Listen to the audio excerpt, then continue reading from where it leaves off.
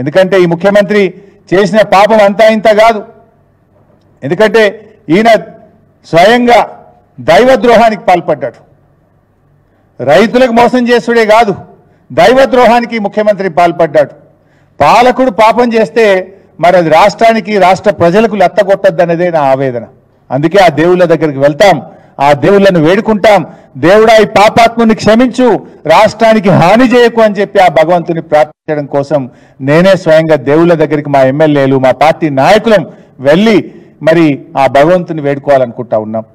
ఎందుకంటే ఈ ముఖ్యమంత్రి ఇవాళ ఇంకోటి సింపుల్, మీరందరూ కూడా సీనియర్ జర్నలిస్టులు, రుణం మాఫీ అయిందా లేదా అని తెలుసుకోవడానికి ఏమైనా రాకెట్ సైన్స్ విద్య కావాలన్నా బైసాబ్?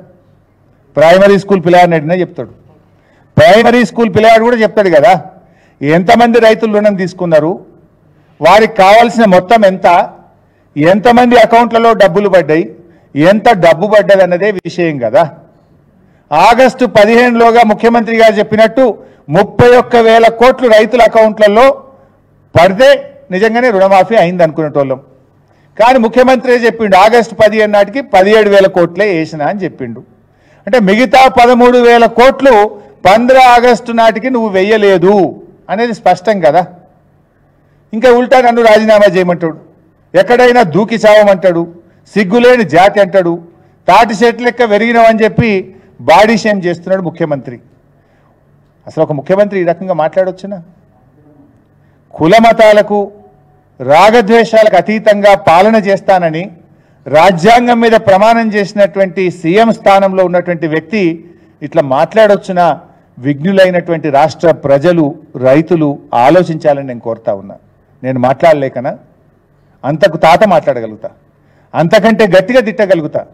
కానీ మనము ప్రజల చేత ఎన్నుకొని రాజ్యాంగం మీద ప్రమాణం చేసి, దేవుడి మీద ప్రమాణం చేసి, రాగద్వేషాలకు అతీతంగా మనము పరిపాలన చేస్తామని చెప్పి ప్రమాణం చేసి ఈ రకంగా అబద్ధాలు మాట్లాడుతూ దేవుళ్ళ మీద ఒట్లు పెడుతూ మరి మాట తప్పితే ఇది ఏం చేయాలనో రాష్ట్ర ప్రజలు, విఘ్నులైనటువంటి రైతులు ఆలోచించాలని చెప్పి నేను కోరుతా ఉన్నా.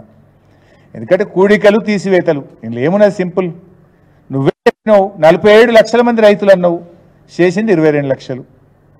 నువ్వే చెప్పినావు 31,000 కోట్లని, చేసింది 17,000 కోట్లు. ఇది సింపుల్ కదా. 7వ తరగతి చదువుకున్న స్కూల్ పిల్లవాడిని అడిగినా రుణమాఫీ మొత్తం అయిందా కాలేదా అంటే లెక్కలు చెప్తాడు కదా. దానికి ఇంత రాద్ధాంతం ఎందుకు, నువ్వు ఇంత లొలివెట్టుడు ఎందుకు, ఈ డ్రామాలు ఎందుకు అని నేను అడుగుతా ఉన్నా. అంటే ముఖ్యమంత్రి ఆయనకు అర్థమైంది ఫ్లాప్ షో అని, రుణమాఫీ చేయలేకపోయినా అని ఆయనకు అర్థమైపోయి ఇలా అడ్డగోలుగా మాట్లాడుతున్నారు రేవంత్ రెడ్డి గారు.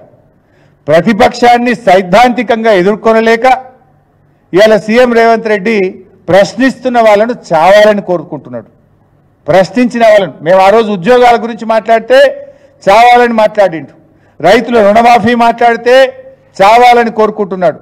ఈయన చూస్తుంటే ఎట్లా కనబడుతుందంటే రేపు భౌతిక దాడులకు కూడా పురిగొల్పేటువంటి ప్రయత్నం చేస్తున్నట్టు కనబడతా ఉంది. అంటే ఇవాళ చావాలనుకున్నాడు, రేపు చంపడానికైనా ప్రయత్నం చేస్తాడా అనే అనుమానం కలుగుతూ ఉంది ఈరోజు. అయినా మేము భయపడం, నీ గాడ్ ఫాదర్లకే భయపడలే, నీ తాటాకు చప్పుళ్లకు బెదరం మిస్టర్ రేవంత్ రెడ్డి గుర్తుపెట్టుకో అని చెప్పి చెప్తా ఉన్నా నేను. ఇవి నువ్వు ఈ రకంగా ఏదో బుల్డోజ్ చేస్తా అంటే ఇక్కడ మేము ఉద్యమంలో నుంచి వచ్చిన వాళ్ళం, పోరాటాల నుంచి వచ్చిన వాళ్ళం, రానే రాదన్న తెలంగాణ సాధించినటువంటి వాళ్ళం. ఎట్టి పరిస్థితుల్లో నిన్ను వదిలిపెట్టం. ఖచ్చితంగా ఈ రాష్ట్రంలో రైతులకు రుణమాఫీ జరిగేదాకా, రాష్ట్రంలో రైతులందరికీ రైతు భరోసా వచ్చేదాకా బీఆర్ఎస్ పార్టీ రైతు పక్షాన పోరాడుతూనే ఉంటుంది. ఇలా రుణమాఫీలో నువ్వు వేయలేకపోయినావు, రుణమాఫీ విషయంలో నువ్వు మాట తప్పినావు. నీకు అసలు నన్ను ప్రశ్నించే నైతికతనే ముఖ్యమంత్రికి రేవంత్ రెడ్డికి లేదు. అది నీకు కూడా తెలుసు. నీ ఆత్మ సాక్షిగా గుండె మీద చేసుకొని చెప్పు, నీకు తెలియదా? కానీ తెలుసు కనుకనే నువ్వే దొంగతనం చేసిన దొంగ దొంగ దొంగ అని అనుకుంటా జనంలో పడి అరుస్తా ఉన్నావు. ఎందుకంటే ఉల్టా చోర్ కోత్వాల్కు డాంటే అన్నట్టు నువ్వు తప్పు చేసి ఇంకా మమ్మల్ని ప్రశ్నించే ప్రయత్నం చేస్తున్నావు. ఈ రాష్ట్రంలో రైతులు నీ మాటలు విని ఏమనుకుంటారు? రుణమాఫీ కానీ రైతులు ఏమనుకుంటారు? రుణమాఫీ పూర్తయిపోయిందని చెప్పి రేవంత్ రెడ్డి ప్రకటిస్తుంటే రుణమాఫీ కానటువంటి రైతులు ఏఈఓల చుట్టూ, వ్యవసాయ శాఖ అధికారుల చుట్టూ, బ్యాంకుల చుట్టూ తిరిగే రైతులు నిన్ను చూసి ఏమనుకుంటారో ఒక్కసారి నువ్వు ఆలోచించుకో. నీ అసమర్థత బయటపడిపోతుందని ఫ్రస్ట్రేషన్లో నువ్వు ఈ రకంగా ఒక ఫ్రాక్షనిస్ట్ లాగా నువ్వు వ్యవహరిస్తున్నావు అనేటువంటి విషయాన్ని ఇవాళ రాష్ట్ర ప్రజలు అర్థం చేసుకుంటా ఉన్నారు. బట్ ఏది ఏమైనా ఈ ప్రభుత్వాన్ని వదిలిపెట్టం. ప్రతిపక్షంగా మా బాధ్యతనే ప్రజల పక్షాన రైతుల పక్షాన నిలబడడం. ఎన్నికల్లో నువ్వు ఇచ్చిన 6 గ్యారంటీలు, ఎన్నికల్లో నువ్వు ఇచ్చిన అన్ని హామీలు అమలయ్యేదాకా బీఆర్ఎస్ పార్టీ రైతుల పక్షాన నిరంతరం పోరాడుతూనే ఉంటుంది.